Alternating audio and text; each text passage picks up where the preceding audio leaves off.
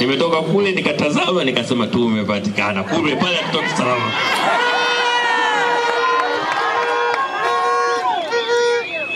Kwa kweli nawashukuru sana kwa mapenzi yenu makubwa kwa chama chetu.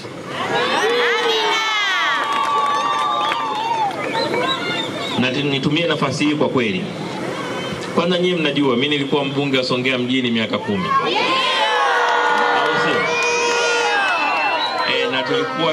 Na tulikuwa wabunge pacha. Mimi na Jenista tulikuwa tunafanya kazi pamoja.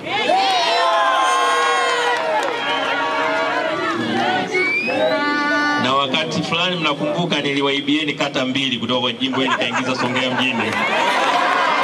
Uongo kweli? Na nilipotaka kuiba Liganga, Jenista akaanza vita.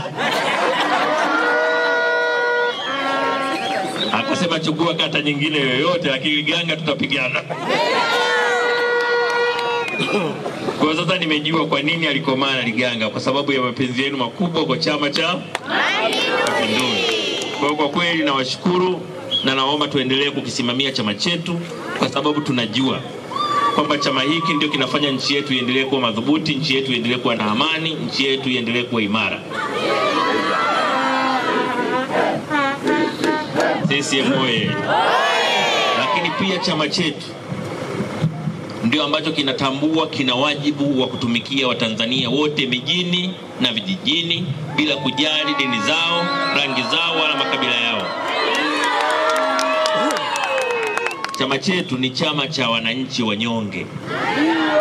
Ndio maana viongozi wa CCM kila wanakopita wanaongelea matatizo ya wananchi na namna ya kuyashughulikia. Viongozi wa CCM hawaongelei mambo ya ovyo ovyo yasiyoeleweka. Yaani ukiona mtu anaongea mambo yasiyoeleweka, huyo sio CCM.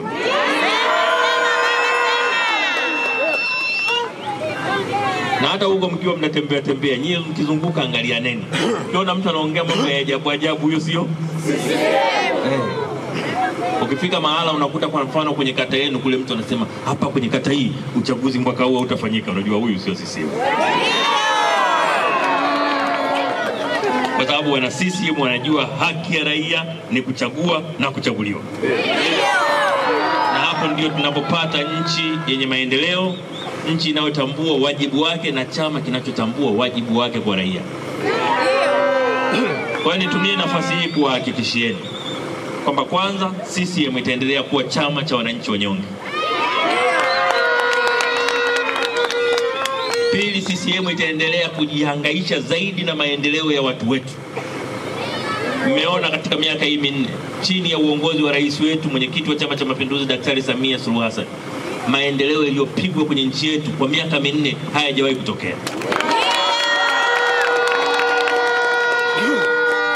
Hakuna mtaa haujaguswa, hakuna kijiji hakijaguswa na maendeleo yanayopangwa katika ngazi ya taifa, lakini yanayoshirikisha viongozi wote wa majimbo, viongozi wa kata, viongozi wa matawi, viongozi wa mitaa na viongozi wa vijiji.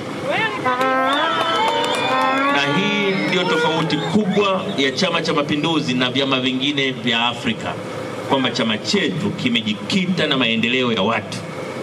Chama chetu kinaguswa zaidi watu wake wawe na maisha bora zaidi. Chama chetu ndio chama pekee watu wanakaa kwenye kikao asubuhi mpaka jioni wanawaza kuhusu maisha ya watu na maendeleo yao.